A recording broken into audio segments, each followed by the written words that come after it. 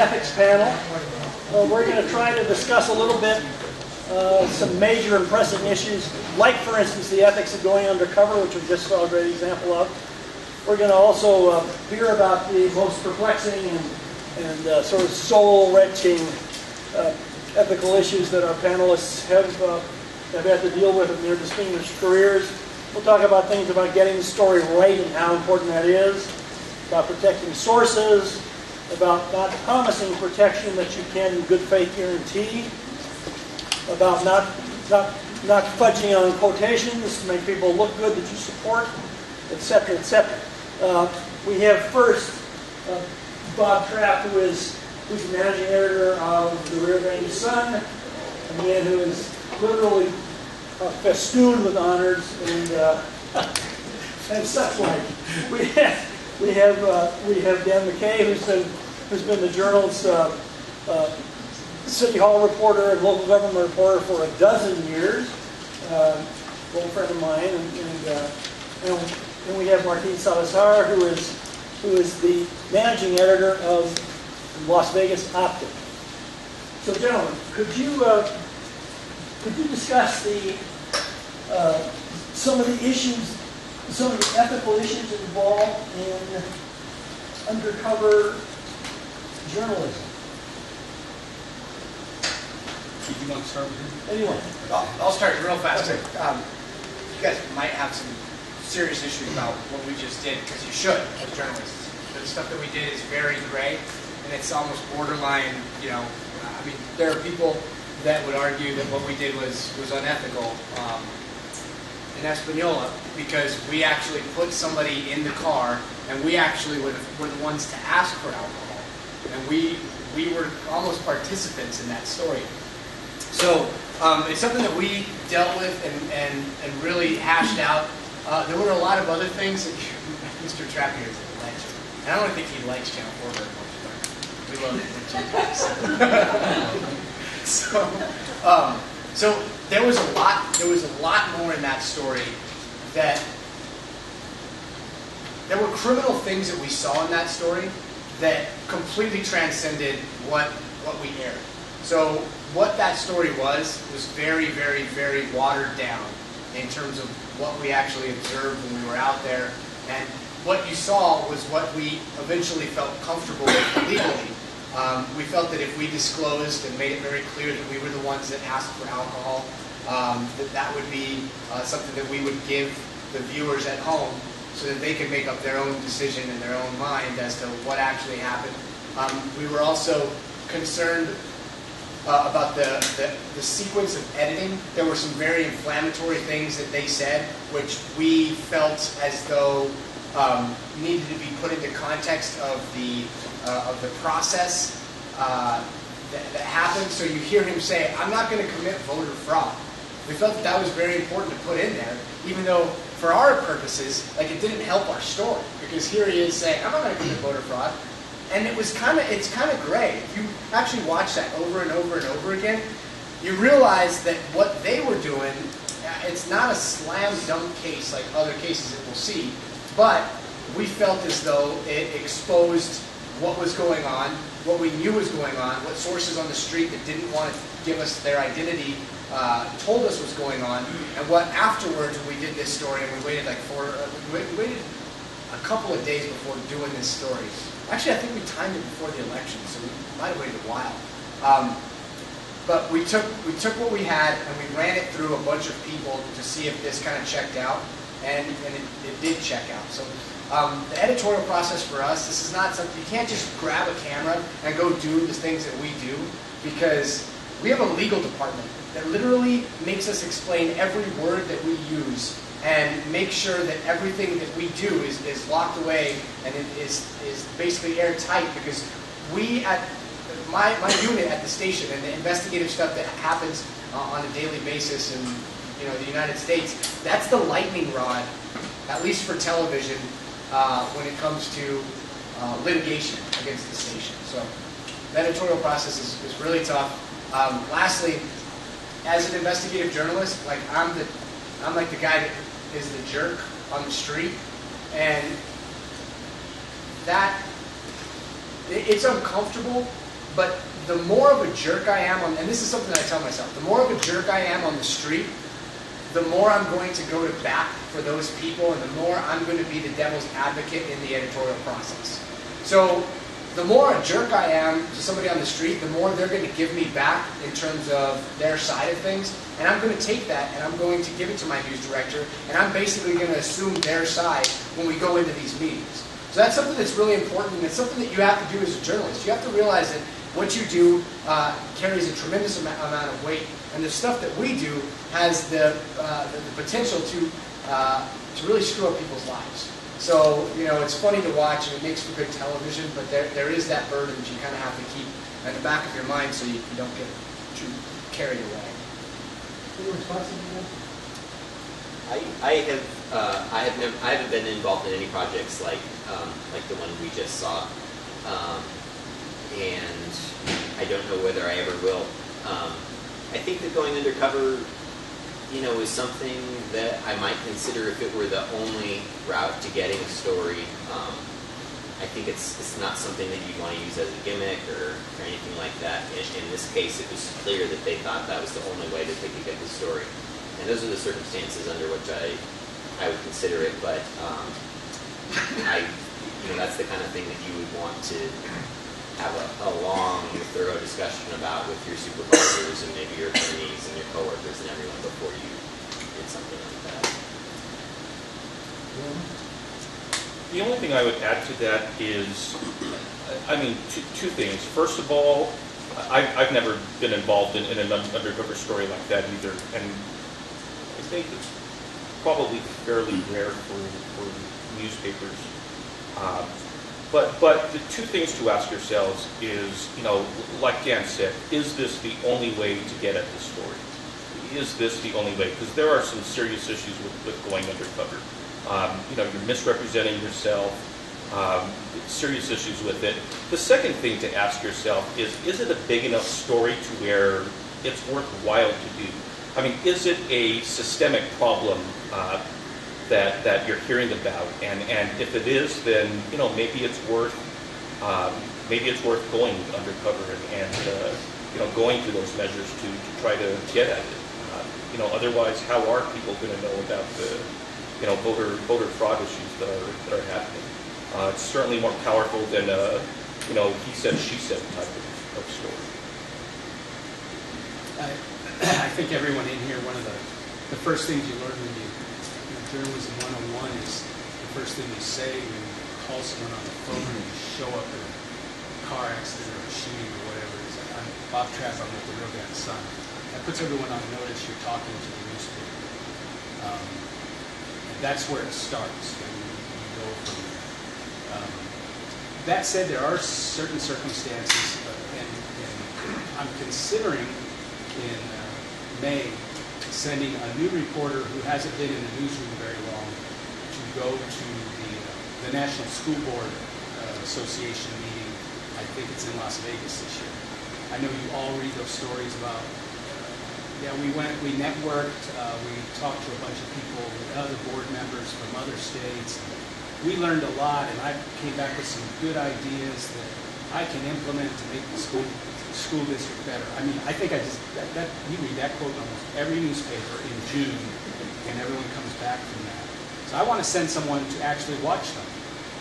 And that would involve not saying, I'm Bob Trapp with the Real Guy's Son.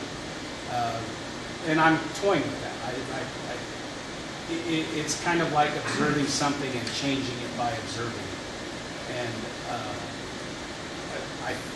if I do it, I think I'm going to temper it with midway through the weekend, that person introducing themselves and saying, I saw you here doing this. Or ask them up front, what have you been to? What seminars did you go to? What did you learn?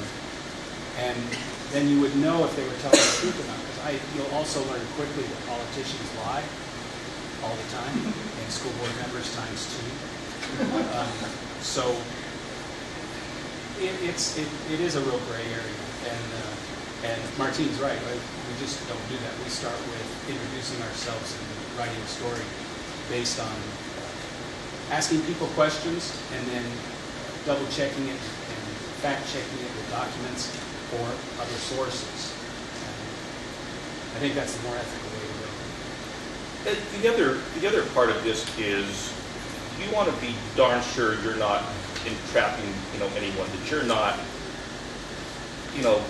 putting out those breadcrumbs for them to follow. I mean, okay, if they're doing it, then fine, call them on it. But you want to be really careful because, like Gotti said, I mean, that maybe does cross over that line if you're actually enticing them into, doing something that's illegal or unethical or something like that. Because then, you are becoming part of that story. You're kind of driving the action, and maybe that's not the best place to be in an undercover situation.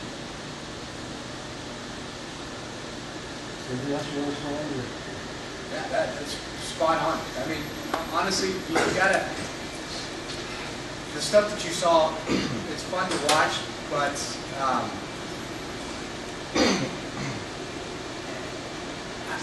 I agree with everything they said. There are certain times, though, where we do, and the investigative units are always going to be a little bit different. But our job is to expose what people don't want to talk about. So if I come into a story, I can guarantee that most of the people that are going to be involved in the story don't want to talk to me, don't want to tell me what's going on, and what I am after is what they are literally like trying to hide from us. So it's one of those things where sometimes you have to think about it. And the other thing is, we use sources a lot. I think the higher up in journalism, the more complex your journalism gets, the more you'll realize that you're constantly being pulled in different directions by sources. The sources, Logan, my buddy, he was like, why the hell do people even talk to me? Like what do they have to gain? And that's something that I think we all kind of struggle with. Everybody that talks to you is most likely going to have an agenda. And it's your job as a journalist to neutralize that agenda and to realize that this person is talking to you for this, and you have to really take into consideration whether or not they are embellishing or whether or not what they say actually rises to the level that the public needs to know. So those are things to bear in mind, but what I enjoy about the undercover aspect of journalism, and also to the same extent, the confrontation style, which is another thing that takes us a lot of discussion before we arrive there. We don't just go ambush everybody, but it allows you to be the source on the story, and that means that I can stick to that fact. I don't have to, and I know that does involve sometimes interjecting yourself in the story, which is something that as journalists we're taught never to do, never to make yourself the story, never to make the story about you. But at the same time, if I'm seeing something that's happening illegally, or if I have something that I know because I saw with my own eyes, then I'm the source on that. And my agenda is going to be very different than the agenda of somebody that hates that person's guts, which is usually how you get a lot of these stories. So, with that being said, I mean, you're not supposed to make yourself part of the story, but in some of the pieces that we've done, I feel comfortable standing by that story because I've seen it with my own eyes. And I guess what I was trying to get at is you hear about these undercover, police stings where they will leave keys in a car or they'll leave a purse out or something. And to me, the difference between, something that might be ethical under the right circumstances is, okay, you leave the keys in the ignition and you see if someone goes and, goes for the bait. Crossing the line would be you see someone there, they're eyeing the car, you start egging them on. Look at that, you should take that or something. That would cross the line. And one of the things that seems really interesting is that we're talking about multiple forms of journalism. Right. It's very different. It's not just it's more than just the media. Although the media is the message, but there's also this whole confrontational style.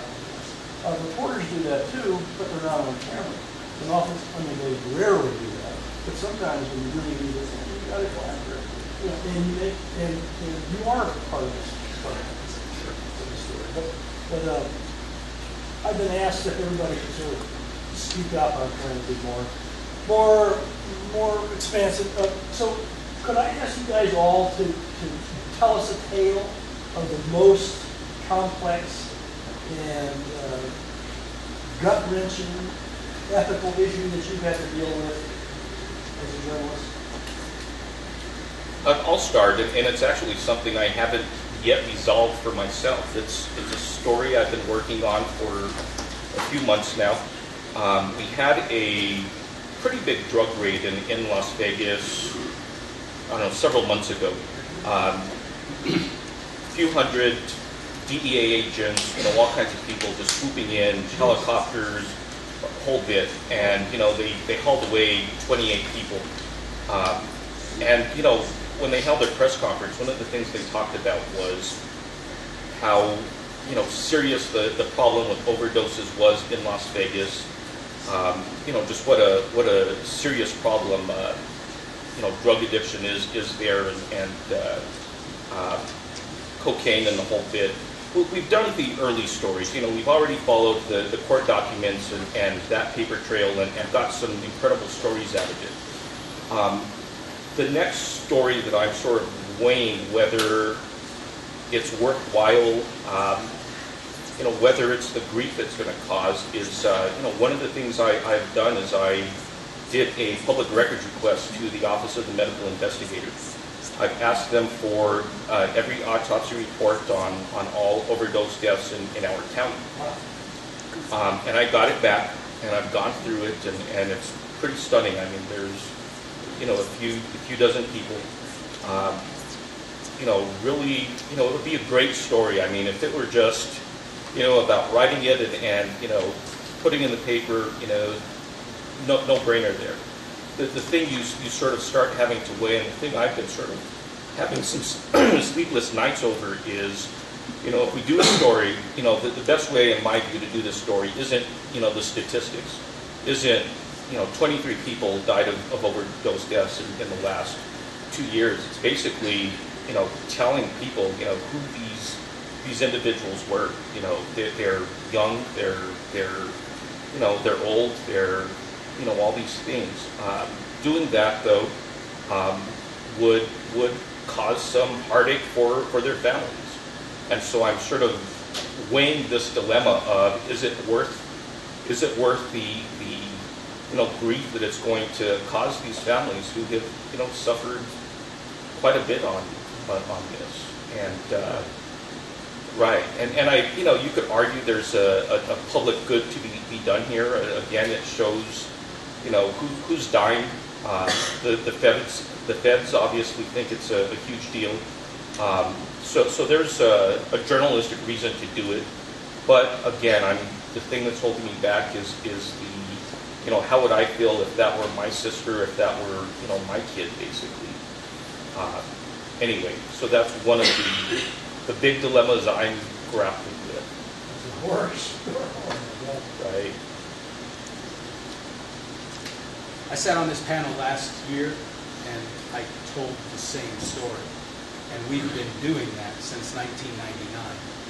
And my answer is the public good outweighs the grief of the families. And the problem is, and it's an ethical dilemma, and I don't like doing it. People say I do it because it sells newspapers, and it doesn't. Nobody knows when I'm going to do it. When someone dies of a drug overdose, we do the story, and it's just it's a straight so-and-so was found. Police, it's like 10 inches, maybe. There was a syringe on the bathtub. The person was found unresponsive, and then when the OMI results come back 2 months later, 3 paragraphs. OMI confirmed this was a drug overdose. Died of this, and this, whatever the opiates turn into. And then at the end of the year, because Rio Arriba County has the highest drug overdose death rate in the country, and it keeps going up, I run all the names again. And people know that's coming. And we had 2 overdose deaths in December and 1 in November, and all those families came to me, 10 people in one family, most of them in tears through the entire meeting, begging me to not run their kid through the meat grinder that is the Rio Grande Sun once again. You know, you did the story, we understand, he died of an overdose, leave it alone. And my answer to them, I look them all right in the eye and say, we have a really big problem here. And until we all get together and address it, because law enforcement's not going to fix it, judicial system's not going to fix it, rehab isn't going to fix it. It takes people in the community, and I always point at them and say, you all need to address the drug issue in your family. And this dead person, mother, father, aunt, uncle, whatever, didn't get the help they needed, and we need to address that. And yeah, it's a tough decision, but I think it needs to be done. I think it needs to be done in every community. Same thing with DWI deaths. Whatever the problem is in a community, it's up to the local newspaper to put that out there front and center and keep pounding away at it. You can't do a little 5-inch story and hope someone's going to do something about it. And I talk about it all the time. Whenever I get a chance, I talk about it and tell people this is not going to get fixed until the community fixes it. And it's up to me to keep telling the community we still got a problem. And we're going to break all the records this year. I think we might hit 30. And on a per capita basis, that eclipses every county in the country. You know, should a journalist turn their back on that in you know, facing an ethics question? And I say no. I know a lot of people hate me for doing it. I know families just loathe me for doing it. And you know, it's big extended families. There's a lot of people that hate me doing that. But I'm not going to stop doing it because of that. I have found, though, in drug education prevention that I do statewide, I have found when I interview, and of course, I choose a person that is willing to do it, and I go in depth with that person to be able to talk about it, it's very healing for them. And I think if you were to, in my opinion, take one particular family and how it not only affected the parent, but the children, the aunts, uncles, I think that would be one way to handle it, and that's somebody that wants to. Sure. How about you, Dan? I'd say my ethical questions are a lot more mundane. I cover government and politics, so I'd say the things that give me the most trouble, it would be hard to come up with one example, but they deal with whether I'm treating people fairly, whether I'm being too nice to one side or too nice to the other, whether I'm failing to cover a certain viewpoint. You know, I wrestle with false equivalency. You know, if somebody says, do I need to quote somebody saying something and then knock it down with somebody else, or if I know something's false, do I let them say it and then have someone else rebut it in a way that, you know, it doesn't give the reader any real clue as to who's telling the truth. Those are kind of more the ethical dilemmas that I deal with. It would be hard to boil it down to one in particular, but that is what bothers me most. And you know, I cover a lot of elections. I cover both state, you know, the statewide, countywide elections in the even years, and then the municipal elections in the odd years. So I have an election every year, and you know, there's always a lot of pressure from all these different sides trying to get you to do things or convince you up is down or whatever else. So I would say treating people fairly and trying to give people the information they need is sort of the most wrenching one that I deal with. Mine is definitely the fact that when you're doing the stories where people are trying to protect themselves and you're exposing what's going on, there's one example. And this thing still bothers me. It was the Jerome Block Jr. Do you guys know who Jerome Block Jr. is? Okay, so the name is familiar to a lot of people because of what he went through. And to be honest, it's like what we put him through. We did that. And so the story is, like 2 years ago, I found out that Jerome Block Jr. had a very bad substance abuse issue, and that what he was doing was he was taking gas from the state and he was using that gas to basically fuel his drug addiction. And obviously, like, I wasn't going to be able to prove that. I couldn't just go up to him and ask him that until I had some shred of evidence. So what I did was I relied on the IPRA statute, which is the Inspection of Public Records Act. I requested all his fuel purchases. And what I found in those fuel purchases was him going to gas stations, and he would fill up 3 tanks of gas immediately. So it'd be like a $40 charge, a $50 charge, and then a $45 charge, all within a minute of each other, or 2 minutes of each other at the same gas station. So I remember, one night I came home, had a big old stack, laid it all over the floor of my living room, and kind of went through. And that morning, I knew something. I knew we had enough to talk to him about it. I also knew that I had requested to speak to him before I put in my IPRA. He kind of shrugged me off, and then I remember immediately after I requested my IPRA, he started kind of blowing up my phone, and I wanted to see what the IPRA was going to show before I talked to him. So I had these gas records, and I remember that morning we decided to go to the PRC meeting. It was a public meeting, and we were going to talk to him.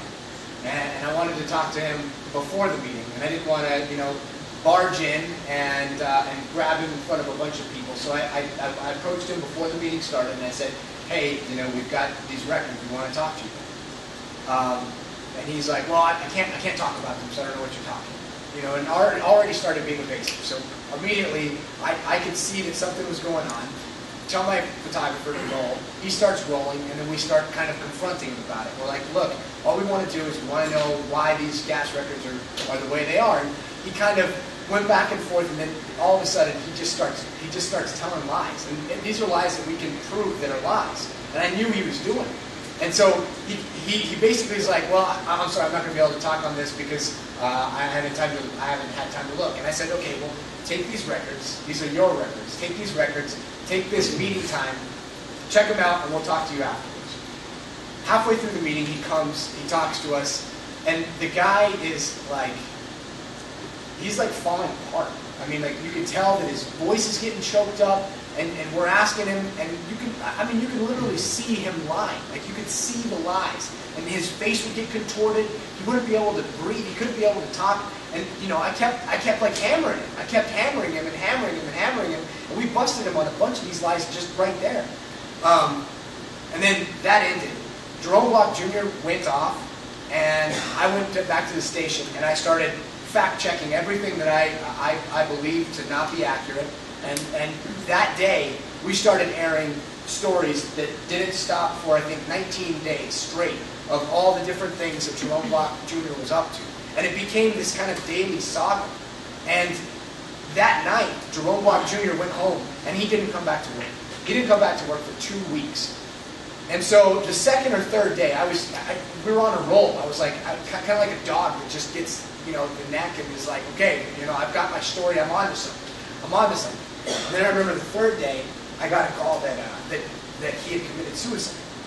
And so I was the guy up in San Jose, and I had to be the one to drive to his house, knowing full well that I was the guy that had confronted him about this, and I was the guy that was putting this on the news every single day, and I was basically his, like,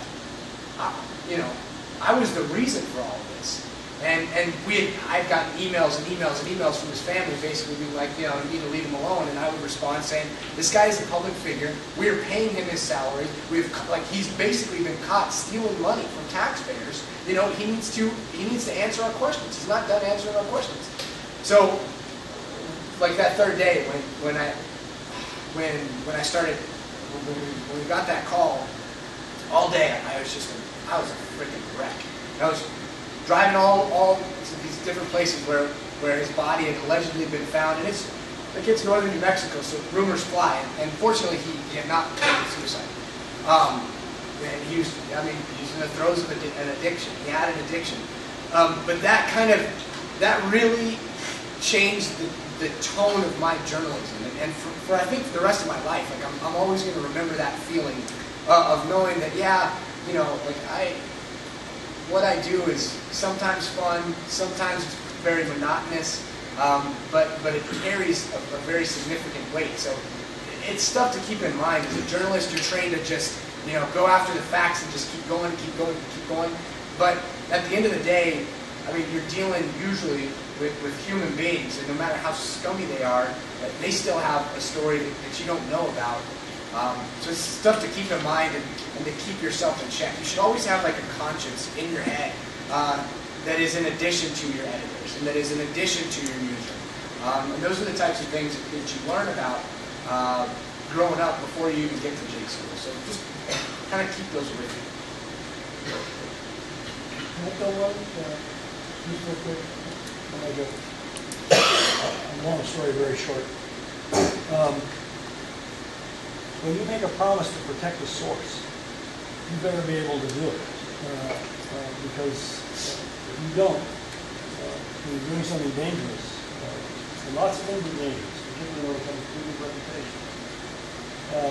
So I had a strange convergence of two things. A very wonderful reporter, Demetria Martinez, was being tried for allegedly helping some illegal immigrants across the border.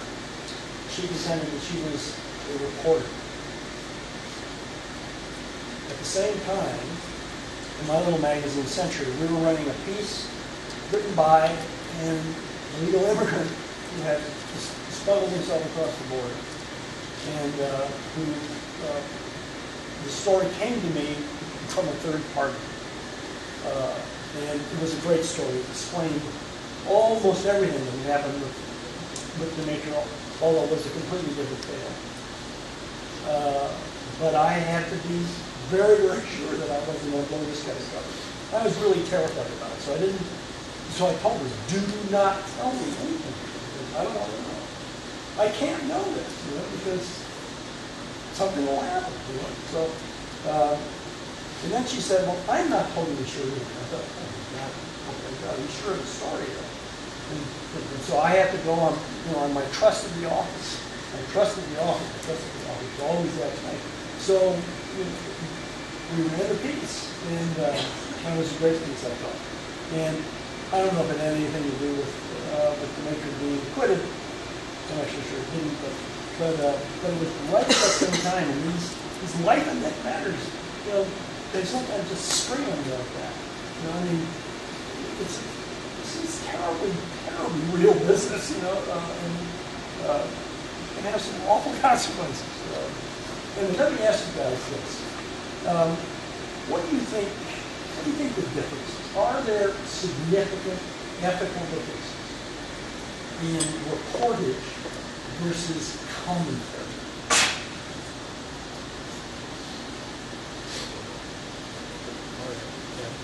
When you're talking about editorializing, writing a column. Yes. Yes. You have much greater license when you're writing an editorial or a column. Dan's talking about when someone tells you something and you know it's wrong, are you ethically obligated to go ask the person next to him the same question, knowing you're going to get a different answer, which may be right? You know this guy's wrong. In an editorial, you can say that. This guy said such and such. That's a bunch of bunk. We looked at these documents. It says this. In writing, in straight news writing, you can't. I'm always after reporters to go ask, okay, well, this guy told you that the sun came up this morning, but did you ask anyone else in the room? Because I don't trust him at all. And that's usually the first thing that a reporter gets told is, you can't trust any of these people, you can't trust any of these people, you can trust me. I will not steer you wrong because trust the author. I always have to trust you. So in straight writing, no, you've got to follow that. This guy said this, and this guy said the opposite. And you are kind of leaving the reader to make that choice. In commentary, you can make that choice for them, and you have license to do that. So, but you still need to be writing your own work. Definitely, yes. There's probably a lot of overlap. I think that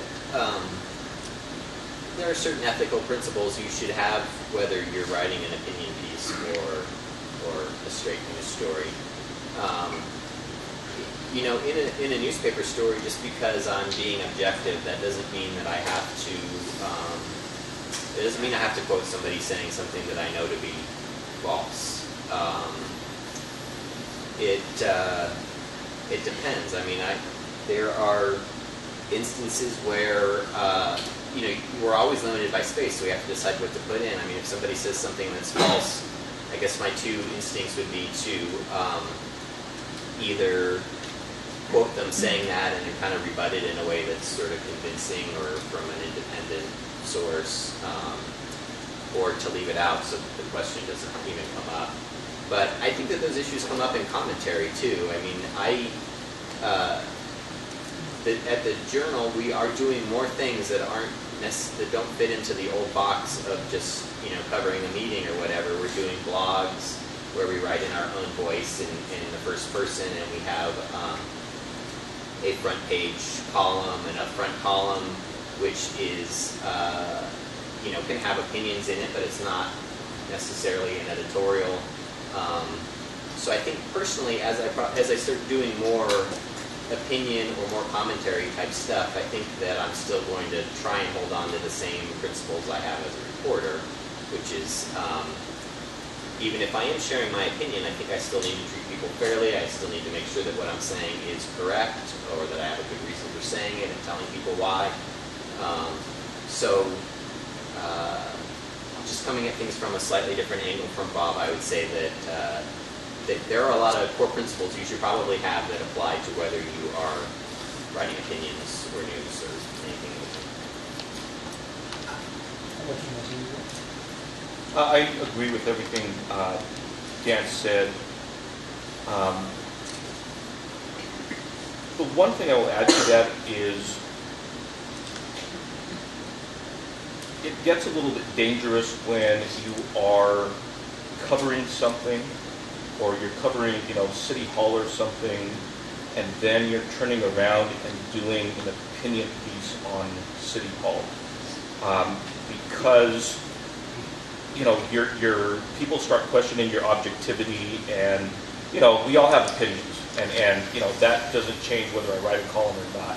But if you're, you know, if you're basically doing columns on things you cover and you know, writing your opinions, it sort of brings your credibility into question a lot of times, and I resisted that. My predecessor at the Optic used to have a weekly column, and you know, we don't have a lot of people, you know, working at our paper, and so you know, everyone kind of pitches in, and so he would do a weekly column, and you know, generally he'd write, you know, opinion pieces on stuff he was covering. And I think it hurt his credibility quite a bit. And I knew him. He was a very objective reporter, but, you know, the perception is, you know, you're biased. You know, look at what you wrote in your opinion piece, and you're not going to give me a fair shake. Anyway. I want to ask one more question, and I want to open it up to the floor. How are we doing, Kate, for time? We've got about 15 more minutes. Okay. So let me just ask the general question. This is a kind of almost a softball, but it's not quite. Is there such thing as journalistic objectivity? And is there such a thing as non-slanted reporting? I think there is. Real fast, everybody in here is very, very early on in their journalism. So I would try as hard as you can to start with the basics, which are the facts. And so as young people, even myself, as young people, stay away from the opinions. And that would be something that you would need to earn. I think that after you cover things and you get context and you get perspective, then maybe once in a while you can allow your opinions to surface in the correct medium. But for the most part, really work on keeping your opinions in check. Work on being devil's advocate on yourself all the time. And as young people, just try not to have opinions, because they're going to change. until you actually, get a well-rounded perception on what's going on. That's my 2 cents as a fellow young person.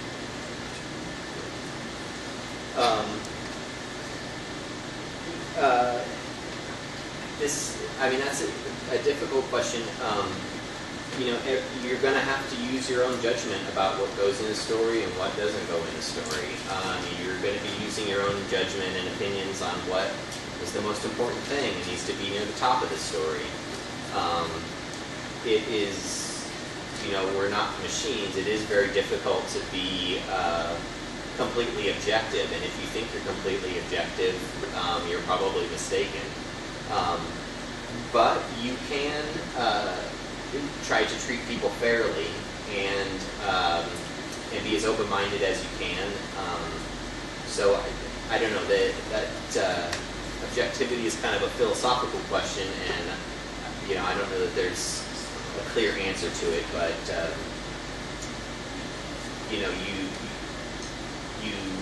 I think it would be a mistake to hold yourself up and assume that you're entirely objective and you're presenting the truth, because as a reporter, you're going to make a million little judgments that you're not even aware you're making over what goes in a story, what doesn't, where it goes, and that kind of thing.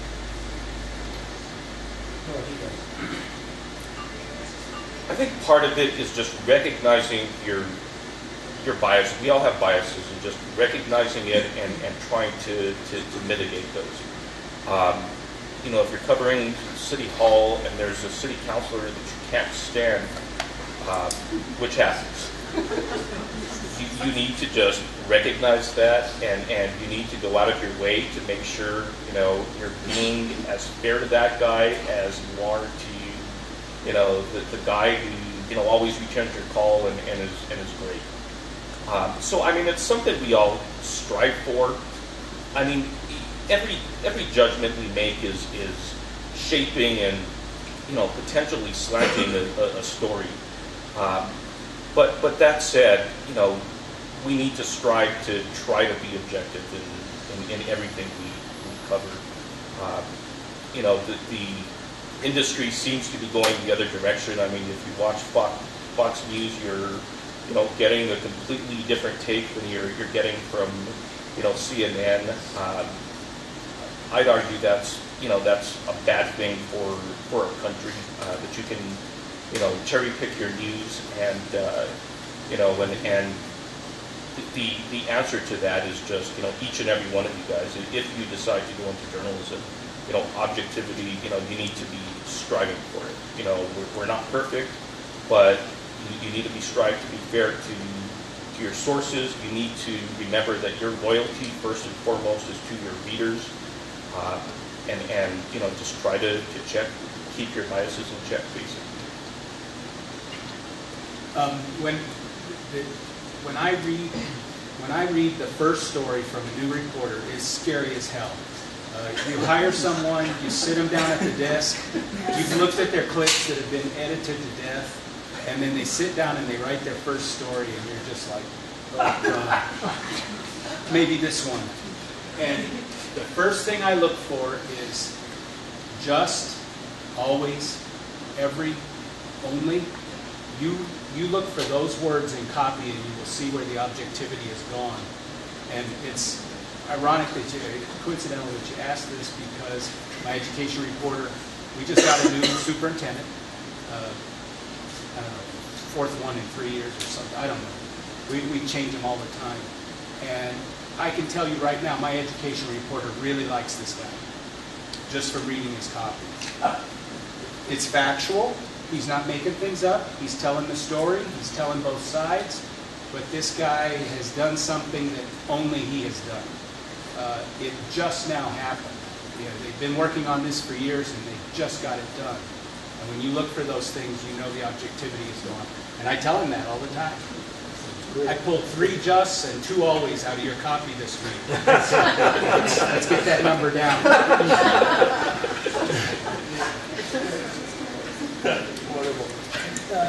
What would you say to a reporter that did this? It happened to me. I had 98% of all the public schools in the little student accident policy. She decided to come and interview me. The interview went great, I felt really good about it. And then she takes her little pad and she said, great, thank you so much, Patricia. That was wonderful. So don't you think that the insurance industry just has a real negative stereotype? And I fell for that. And I said, well, yes, because it's not tangible. Headlines. What would you tell a reporter about that? I think that was unethical. It upset me and it really affected me. That's a great question. You knew you were talking to a reporter. Notebook open, notebook closed. You were talking to a reporter. Period. I'm And I sorry. think that's very important, but I think that she had Did she a say off the record? responsibility. No. Would you ever But talk she to her had again? her decision of what she wanted to write. Don't you think? She wasn't Yes. being objective. Yeah, That's she has the to point I'm be. making. Yeah. Would you ever talk to her again? No. Who else has a question? Yeah. Okay. One journalist from another, Trap. I wonder who you, I've been an admirer of your paper for a while, and I'm wondering who you hold up. Are there some journalistic legends or reporters or editors that you esteem that you would like to aspire to be your paper to emulate that kind of stuff? None that you know. Trying. My father, number one. John Foster, Kevin Brissett. That's probably it. Past editors. I've learned more from my past editors than I taught them, for sure. And I still learn from my father every day. We make sure of that. Who else? Come on, we've got some great guys here. Let's ask some questions. Yeah, Laura. I was wondering, when you're working on like an investigative story, how much you give away to your sources. That, like for instance, if you're working on a story and you're looking for some really specific information, but you kind of have this other thing that you sort of know, and you're waiting to try to get to that. How much do you give them up front? And how much do you give away of your stories up front to a source? That's a great question. I personally like to backdoor things, and so I would start off, if there were any public records that would, shed some light on something, put in those record requests before you start talking to them. The thing I always like to do is kind of get my ducks in a row. And so you do your records request, you go through it, hopefully what you're looking for is in there, and then you basically just choreograph the interview, the questions. And I don't know that I would, off the bat tell them, I'm doing a story on the fact that you stole, $500 from, the petty cash box or whatever. I would kind of just back into it, essentially. I don't know if that helps you. Are you talking about sources or are you talking about subjects? Because for me, there's sources that provide background, context of what I'm looking at, and there's subjects, which are the people that we ask the questions of. Subjects. So if I'm investigating somebody, you want to know how much I tell them what I'm looking into. Or you're investigating something like that person might not be directly involved, but say they work for an agency and might know something that's happening. So am I doing it on camera? Well, and then I have the benefit of being on camera, off camera. So on the record. Yeah. So on the record. On the record, I tell people very little. I mean, usually they know exactly what I'm looking for, especially in state agencies in New Mexico. Like people, the second that I file a NIPRA, all of a sudden they're scrambling to see all the different avenues that I can go and trying to neutralize. But when I'm interviewing subjects on what I have, I am pretty. I don't say much. I don't give away much. Actually, a lot of my questions at the beginning seem very benign and very, almost just stupid, because I want to see what they're willing to admit to or what they're willing to give up. And that's when you're talking to somebody who's a subject of an investigation or dealing with something that's going on at an agency. they're going to be very reluctant to talk to you. So it's not in your best interest at all to tell them everything that you're looking for, because I don't trust very many people, and so if I don't have a rapport with them and they're a subject, I'm going to keep my stuff very close to my chest. The other part of that is you may only get one shot at that person. And so, again, you need to make sure you've got your ducks in a row, you've outlined every question you want to ask, and that you're ready to, go boom, boom, boom, boom. Because that may be your only shot at that person. We got one more chance. You want to say something? In the beginning, normally, I definitely play dumb a lot. It's a role that comes easily to me. I frequently will ask people kind of general questions or questions that I already know the answer to. You get a sense for how thorough they are in their answers and that kind of thing. But I would say that by the time I'm going to turn a story in or ask an editor to look at it, I probably will want the subject to know everything I have by the end, because I don't think it would be fair for me to write a mean story about a city councilor and have withheld some evidence that he didn't have or she didn't have a chance to respond to. Or, by the time I'm done interviewing someone, I kind of feel like they ought to know everything I have, just in fairness. And when the story comes out, by the time the story comes out, they've had a chance to decide whether they really want to address this topic or that topic. And that's critical because you may be, wrong in your assumption, and that's why you want to give your source every opportunity to address whatever you have on them. And so, by the end, they should know, what the story is going to be about. I call that the Columbo effect. I like that. Can you help me? I'm a little confused on this. Can you help me? Bryant Furlow did a story on Suboxone in the TA jail, and he was the county reporter. What you came across a lot of vouchers for the jail buying certain drugs. So it started with a document. Bryant knew there were a lot of drugs going into the jail. He was prepared before he went and talked to the jailer. But didn't they know you were coming? They knew you had looked at all those documents, and you're on to something. I tried to be general with the ICRA requests, the public records request, to hide what we were after, but they knew what the elephant in the room was. They knew what they had to hide, and that was in those documents.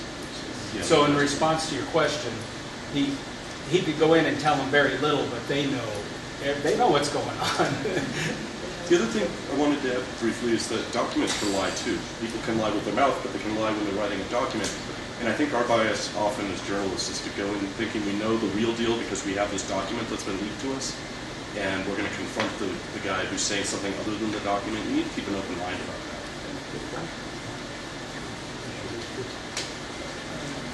Second gentleman, that's been